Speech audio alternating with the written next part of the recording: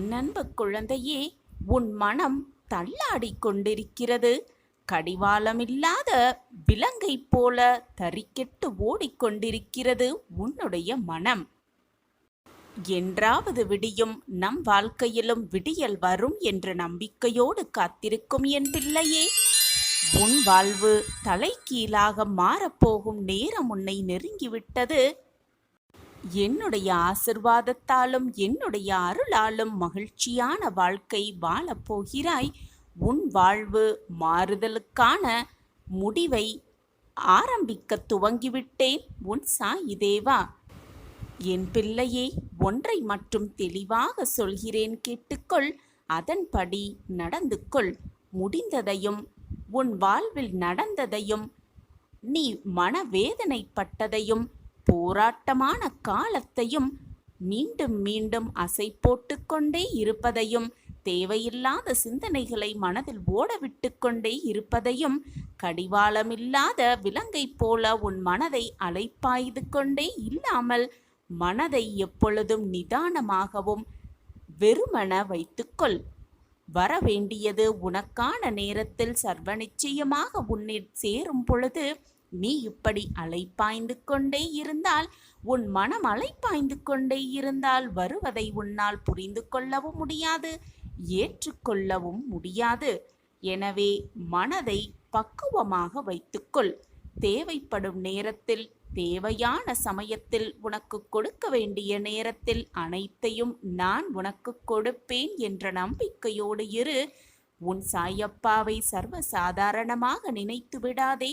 நீ நினைப்பதற்கு மேலாக, நீ ஆசைப்படுவதற்கு அதிகமாக, நீ என்னிடம் கேட்டதற்கு மிக மாறுதல்களாக உன் வாழ்க்கைக்கு என்ன தேவையோ அதை நித்தம் நித்தம் நான் யோசித்து யோசித்து உனக்கான அனைத்தையும் செய்து கொண்டே இருப்பேன். உனக்கு வேண்டியதை வழங்கிக் கொண்டே இருப்பேன். நீ அனுபவித்து கொண்டிருக்கும் துன்பங்களிலிருந்தும் கடினமான சூழ்நிலைகளிலிருந்தும் விடுபடப் போகிறாய். நான் உன்னை விடுவிக்கப் போகிறேன். எந்த ஒரு பிரச்சனையையும் அதை உருவாக்கிய அதே அளவிலான நினைவில் இருந்து தீர்க்கவே முடியாது. சிந்தனை செய்து கொண்டே இரு. பிரச்சனையிலிருந்து வெளியே வருவது எப்படி என்று முயன்று கொண்டே இரு. ஒருபோதும் தவறு செய்யாத எவரும் புதியதை முயற்சித்ததே இல்லை.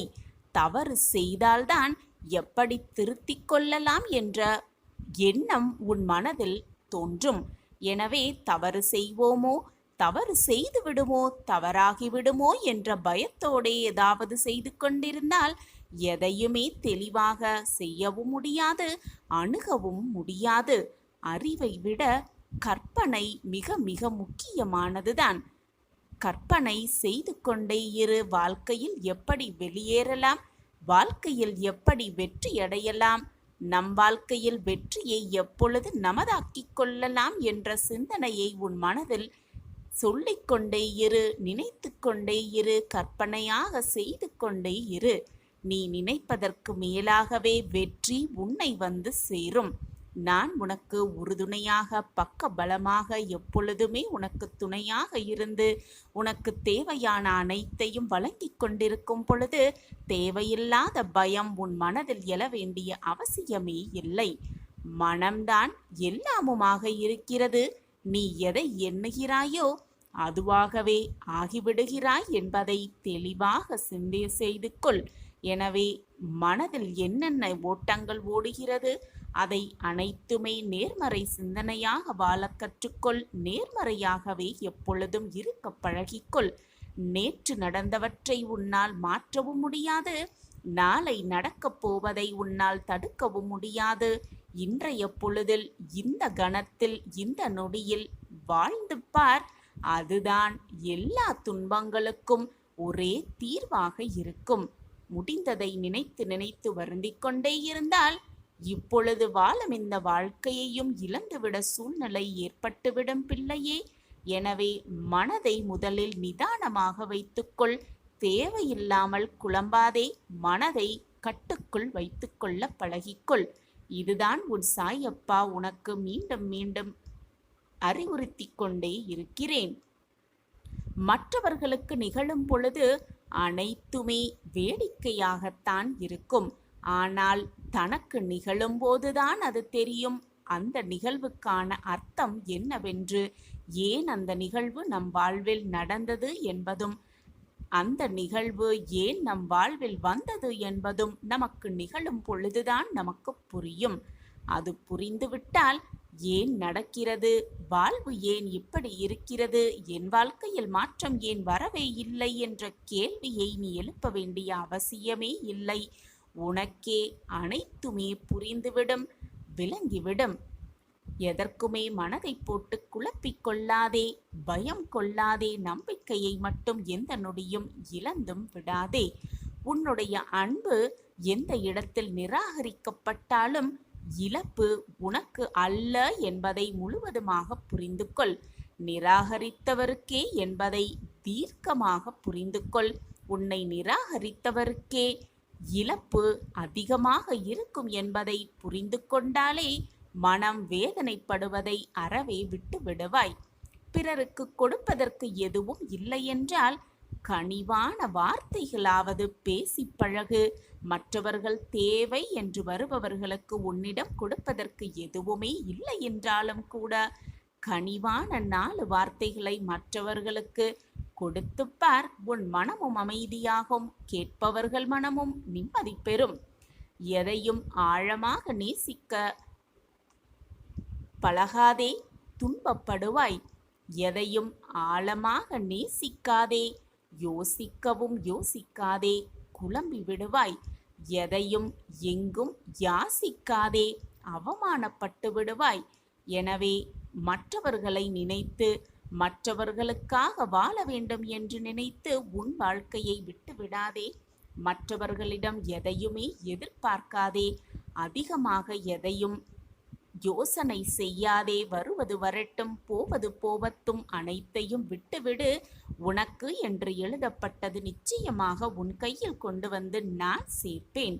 மற்றவர்கள் மீது அதீத நம்பிக்கையும் பாசத்தையும் அன்பையும் வைத்துவிட்டு அவர்கள் உன்னை ஏமாற்றி சென்ற பிறகு வாழ்க்கையே முடிந்துவிட்டது போன்ற ஒரு சூழ்நிலையில் குழம்பி தவிக்காதே. இதுதான் நீ செய்யும் மிக பெரிய தவறு. அதிகமாக அன்பை வைத்துவிடு. அதிகமாக அன்பை வைத்துவிட்டு நீ செய்யும் தவறு இதுதான். எனவே மற்றவர்களோடு பழகும் பொழுது உன்னை மாறியே மற்றவர்களையும் நல்லவர்களாக எண்ணிவிடாதே. அவர்கள் யார், எப்படிப்பட்டவர்கள் என்பதை புரிந்து கொண்டு அவர்களோடு உன் பழக்கத்தை வைத்துக்கொள். எது வந்தாலும் வருவது வரட்டும் என்று இருந்துவிட்டு போ. வாழ்க்கை வாழ்வதற்கு தானே. அந்த வாழ்க்கையை வாழும் வரை சந்தோஷமாக வாழ்ந்துவிட்டு போகலாமே. எதற்காக இந்த பயம், குழப்பம், கோபம், விரோதம் இதுவெல்லாம்? வாழும் இந்த வாழ்க்கையை சந்தோஷமாக வாழலாம். வா என் குழந்தையே, எதற்குமே அவசரப்படாதே. நேரம் வரும் வரை பொறுமையோடு காத்திரு. நேரம் வரும் பொழுது எல்லாம் தானாகவே நடந்தேறும் என்ற நம்பிக்கை உன் மனதில் இருந்தால் போதும். உனக்கான நேரம் சர்வ நிச்சயமாக உன்னை தேடி வரும். நான் அதை வர வைப்பேன். உனக்கு தேவையானது என்ன என்பது உன்னை விட உன் சாயப்பாவிற்கு நன்றாகவே தெரியும். மன அமைதிக்கு 2 வழிகள்தான் இருக்கிறது. நன்றாக புரிந்து கொள் என் பிள்ளையே. விட்டுவிடு அல்லது விட்டு கொடுத்து விடு. விட்டு பார், உன் மனம் அமைதி பெறும். அல்லது மற்றவர்களுக்காக விட்டு கொடுத்துப்பார், உன் மனம் மேலும் அமைதியாகவே இருக்கும். இதுதான் உன் மன நிம்மதிக்கான 2 வழிகள் என்பதை புரிந்து கொண்டு செயல்படு. உன் சாயப்பாவின் வாக்கு எப்பொழுதுமே பொய்யாகாது. நீ வாழ்க்கையில் வெற்றியடையக்கூடிய நேரம் உன்னை நெருங்கி இருக்கிறது. நான் உனக்கு துணையாக எப்பொழுதும் இருப்பேன் என்பதை மறந்து விடாதே, மறுத்தும் விடாதே. சாயப்பா இருக்க உனக்கு ஏன் மனக்கவலை? நம் வாழ்க்கை அவ்வளவுதான் வாழ்க்கையே போய்விட்டது என்று உன் வாழ்க்கையை நீயே முடிவு செய்து விடாதே. தவறாக எண்ணியும் விடாதே. ஏனென்றால் நீ எந்த முடிவு எடுத்தாலும் அது உன் வாழ்வின் தொடக்கமாக இருக்க வேண்டுமே தவிர முடிவாக இருந்துவிடக்கூடாது.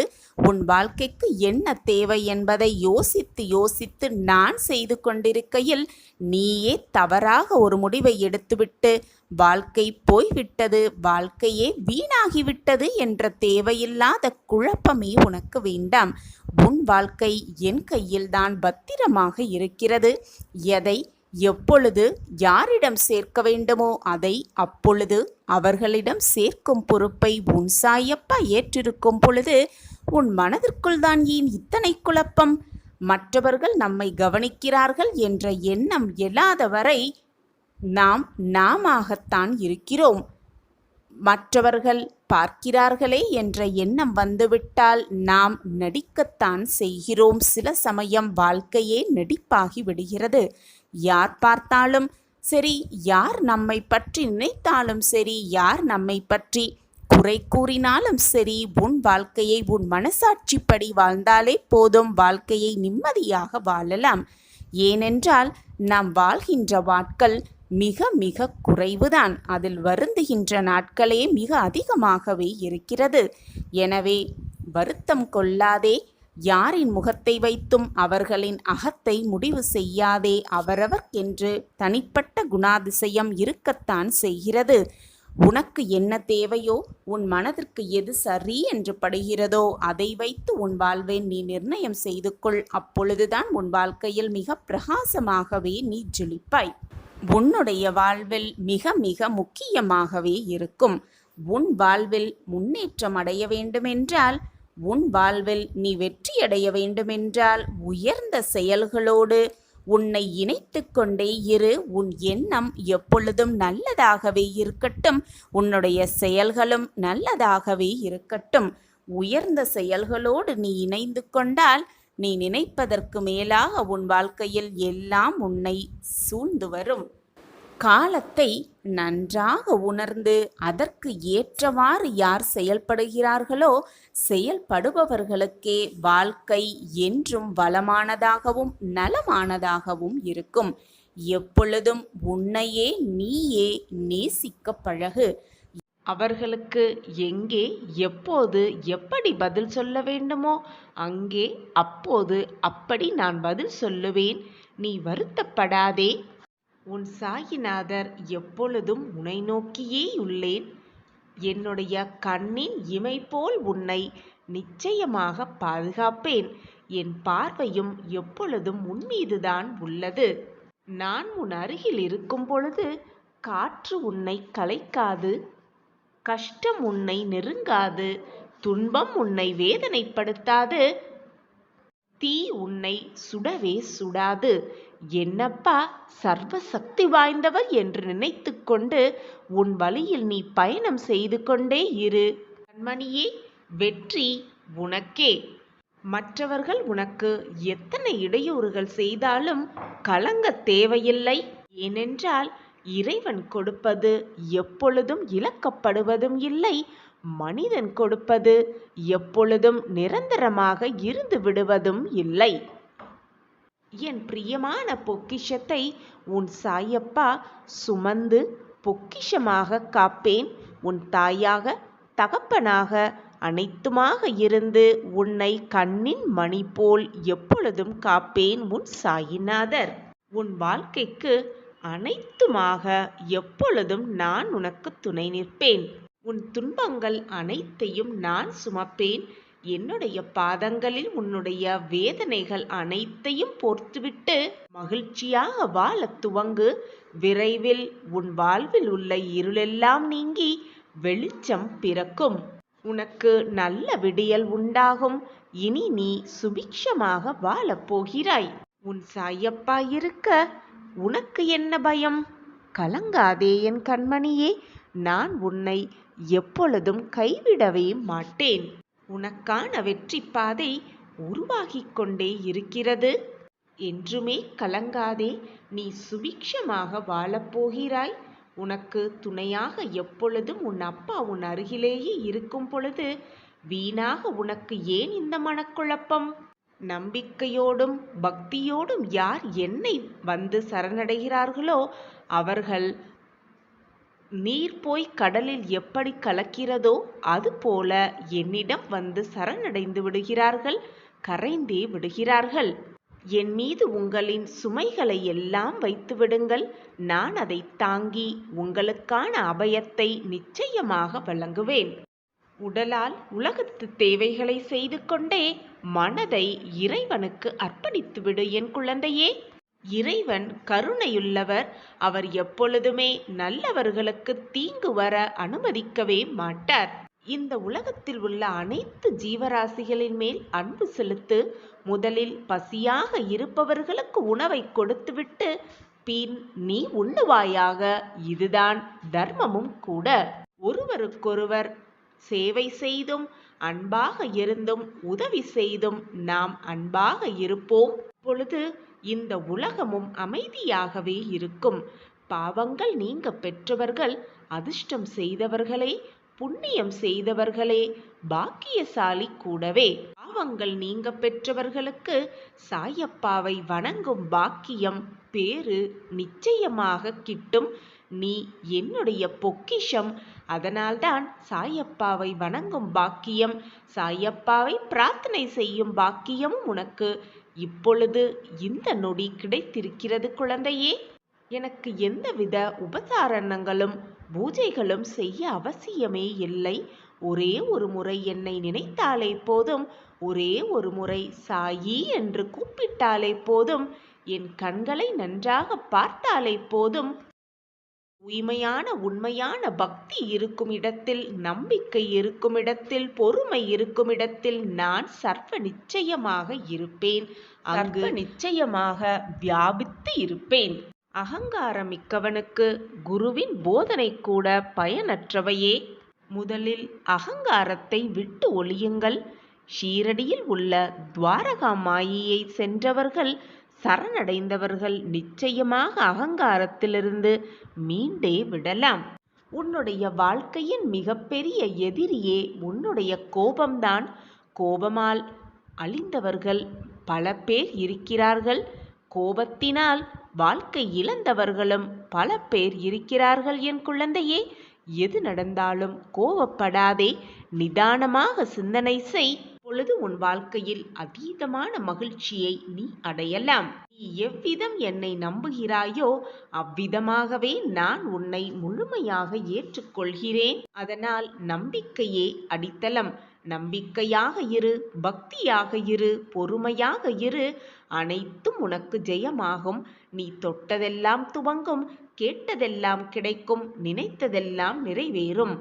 கண்மணியே, சந்தோஷம் என்பது உலகப் பொருட்களில் இல்லை, அது உள்ளத்தில்தான் இருக்கிறது. நிம்மதி என்பது நீ கை நீட்டி ஒருவருக்கு உதவி செய்தாலே போதும், நிம்மதி தானாகவே வந்துவிடும். ஆத்மார்த்தமாக உள்ளன்போடு மற்றவர்கள் நன்றாக இருக்க வேண்டும் என்று நீ நினைத்தாலே போதும், நிம்மதி தானாகவே தென்றலாய் உன் இதயத்தை வந்து தழுவும். எனவே என் குழந்தையே, என்றைக்கும் சந்தோஷத்தையும் நிம்மதியையும் வெளியில் போய் தேடாதே. ஏனென்றால் அது எங்குமே வெளியில் இல்லை. உன்னை மாற்றும் எல்லா மாறுதலாகவே அது இருந்து கொண்டிருக்கிறது. உன்னை பக்குவப்படுத்துவதற்காகவே உனக்குள் பல நிகழ்வுகளை நிகழ்த்தி உன் வாழ்க்கையில் நீ முன்னேற்றம் அடைய சில வழிவகைகளை நான் செய்து கொண்டிருக்கிறேன். ஆனால் என் சாயிநாதர் எனக்கு கஷ்டத்தை கொடுத்து விட்டார். என்னை காப்பாற்ற யாருமே இல்லை. நான் நிர்கதியாக இருக்கிறேன். தோள் கொடுக்க கூட எனக்கு யாருமே இல்லை என்று உனக்கு வரும் வேதனைகளையும் சோதனைகள் அனைத்து பிரச்சனைகளையும் நான் தான் உனக்கு கொடுத்து விட்டதாக நினைத்து கொண்டிருக்கிறாய் குழந்தையே. பிரச்சனைகளை நான் உனக்கு கொடுக்கவில்லை. நீ கண்ணீர் சிந்த வேண்டும் என்ற எண்ணத்தில் நான் அதை உனக்கு கொடுக்கவில்லை. உன் மனம் வேதனை அடைய வேண்டும், நீ கஷ்டத்தில் தத்தளிக்க வேண்டும் என்ற நினைப்பில் நான் அதை உனக்கு கொடுக்கவில்லை. உன் மனதை பக்குவப்படுத்தவும், வாழ்க்கை என்றால் என்ன என்பதை புரிய வைப்பதற்கும், உன்னை சுற்றி இருப்பவர்களின் திறமையை, அவர்களின் மனோதைரியத்தை, அவர்கள் உன்னை எப்படி பார்க்கிறார்கள் என்பதை நீ புரிந்து கொள்வதற்காகவும் தான் இந்த செயல்களை நான் செய்து கொண்டிருக்கிறேன். உன்னை வேதனைப்படுத்துவதற்காக அல்ல, நீ இப்படி தவறாக நினைத்து கொண்டால் நான் என்ன செய்ய முடியும் குழந்தையே? எது நடந்தாலும் நன்மைக்காகவே நடக்கிறது என்பதை தீர்க்கமாக நம்பு. எதை செய்தாலும் 100 முறை யோசித்து செயல்படு. ஆனால் செய்ய ஆரம்பித்தவுடன் இது நடக்குமா நடக்காதா என்ற சிந்தனை ஒரு முறை கூட உன் மனதில் எழவே கூடாது. அதை நடத்தி முடித்து காட்டுவதுதான் நம் வேலை என்ற எண்ணம் மட்டுமே உன் மனதில் இருக்க வேண்டும். உனக்கு துணையாக எப்பொழுதும் உன் அப்பா இருப்பேன். வழித்துணையாக வருவேன். முன்னும் பின்னும் பக்கவாட்டிலும் அனைத்து திசைகளிலும் உன் அப்பா உன்னில் இருக்கும் பொழுது எதற்காக இந்த பயம் உனக்கு? என் அன்பான பிரியமே, தீர்வே இல்லாத பிரச்சனையை இறைவன் உருவாக்குவதே இல்லை. பிரச்சனை ஆரம்பித்தவுடன் அதற்கான தீர்வும் விரைவிலேயே வந்து சேரும் என்ற நம்பிக்கையோடு இரு. உன் பிரச்சனைக்கான தீர்வும் விரைவில் உன்னிடத்தில் வந்து சேரும். அந்த பிரச்சனையிலிருந்து எப்படி வெளிவருவது, அதிலிருந்து எப்படி தப்பிப்பது என்ற சிந்தனை மட்டும் உன் மனதில் இருந்தால் போதும். சுலபமாக நீ உன் வாழ்வில் ஜெயித்தே விடலாம். உனக்கு துணையாக அப்பா எப்பொழுதும் இருக்கும் பொழுது பிரச்சனைகளைக் கண்டு எதற்காக மனம் கலங்கி நிற்கிறாய்? இது உன் சாயின் கணக்கு. என் கணக்கு எப்பொழுதும் தப்பாகாது குழந்தையே.